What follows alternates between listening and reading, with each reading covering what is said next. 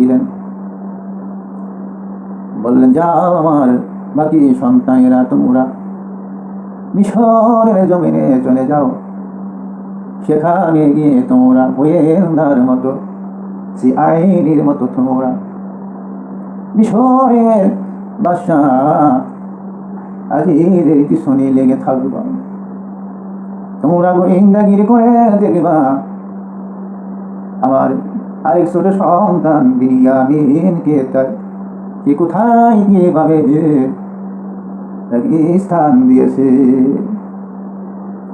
অর্থাৎ তোমরা আল্লাহর করুণা থেকে তোমরা আল্লাহর উপর তাওয়াক্কুল করা থেকে তোমরা নিরাশ হয়ো না,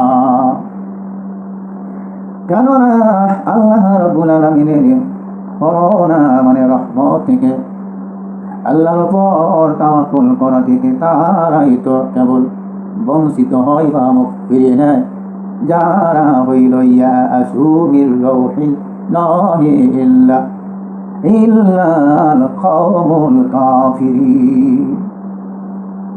যারা একমাত্র কাফের তারাই তো আল্লাহর রহমত থেকে মুখ ফিরিয়ে নেয়, আল্লাহর উপর থেকে তাদের স্থান ঘুরিয়ে নেয়। এইরকম করে ইয়াকুব আলাইহিস সালাম সন্তানদেরকে আদেশ করলেন যে যাও তোমরা মিশরের জমিনে গিয়ে তোমরা গোয়েন্দাগিরি করে আমার ছোট সন্তান বিনিয়ামিন একে তোমরা যে কোনো ভাবে হোক না কেন তোমরা তাকে খুঁজিয়ে বাহির করবে, সেই সঙ্গে বড় ছেলে রবিলকেও বাহির করবা। এরপরে আল্লাহ রাব্বুল আলামিন আবার বলেন ফালাম্মা দাখালু আলাইহি ক্বালু ইয়া আইয়ুহাল আজিজ মাসসানা ওয়া আহলানা যখন তারা তার নিকটে উপস্থিত হইল, মানে তার নিকট হযরতে ইউসুফ আলাইহিস সালামের নিকট, তখন বলল হে আজিজ আমরা আমাদের পরিজন বিপন্ন হয়ে পড়ছি। এবার ওই ইয়াকুব আলাইহিস সালামের 9 সন্তানেরা পুনরায় ইয়াকুব আলাইহিস সালাম আদেশ অনুযায়ী মিশরের জমিনে চলে গেল এবং সেখানে গিয়ে বলতে লাগলো ইয়া আইয়ুহাল আজিজু মাসসানা ওয়া আহলানা দুররু। তারা বলতে লাগলো হে মিশরের আজিজ আমরা আমাদের পরিজন বিপন্ন হয়ে পড়েছি, আপনি এবার আমাদেরকে তুচ্ছ কর্ণ নিয়ে এসেছি। তার মানে তারা বলতে লাগলো হে মিশরের বাদশা এবার আমরা সামান্য কিছু কর্ণর দাম নিয়ে এসেছি, অতএব আপনি আমাদেরকে আগের মতই করে খাদ্য সামগ্রী দিয়ে দিবেন আশা করি। সুবহানাল্লাহ। এখানে হযরত ইয়াকুব আলাইহিস সালামের বাকি 9 সন্তান তৃতীয়বার যখন মিশরের জমিনে আগমন করলো তখন তারা বলতে লাগলো হে মিশরি আজিজ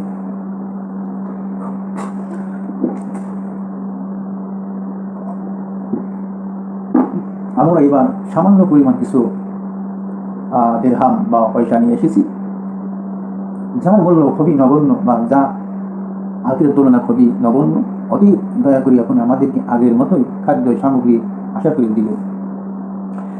এরপরে আল্লাহ রাব্বুল আলামিন বলেন ওয়াজিনা বিবিদাআতিম মুজাজ্জাতিন ফাআউফি লানাল কাইলা ওয়া তাসাদ্দাক আলাইনা ইন্নাল্লাহা ইয়াজজিল মুতাসাদ্দিকিন।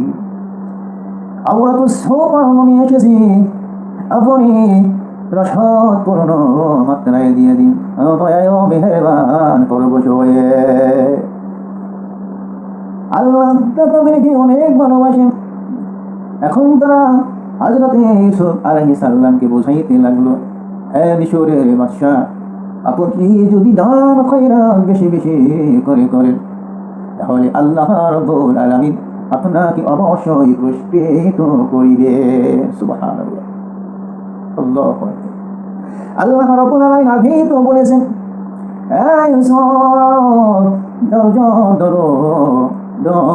ধরো তুমি যদি ধৈর্য ধারণ করতে পারো রে ইউসুফ এখন তোমাকে তোমার ভাইয়েরা তোমাকে নির্যাতন করিতেছে, অত্যাচার করিতেছে, তোমার উপর জুলুম করিতেছে, তোমাকে মারবে কাটবে বলে তারা চিন্তা ভাবনা করিতেছে।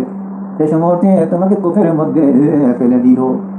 এই ইউসুফ, সবর করো, ধৈর্য ধারণ করো, দেখবার সব একদিন তুমি এমন একটি জায়গায় গিয়ে পৌঁছাইবা, তোমাকে আমি আল্লাহ রাব্বুল আলামিন এমন একটি স্থানে নিয়ে যাব, এমন একটি জায়গায় তোমাকে জায়গা করে দেব রে ইউসুফ।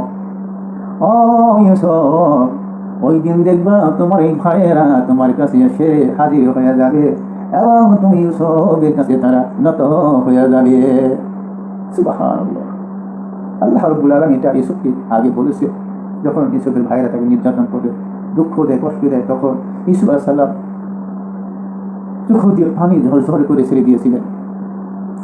হযরত জিবরাইল আলাইহিস সালাম আল্লাহকে ডাক দিয়ে বলে, মাওলাই কারীম, এই আসমানের মালিক, জমিনের মালিক আল্লাহ রাব্বুল আলামিন, আপনার বান্দা ইউসুফ ছোট্ট পোলাপান বাইদের নির্যাতন সহ্য না করতে পেরে চোখ দিয়ে পানি ছেড়ে দিয়েছে।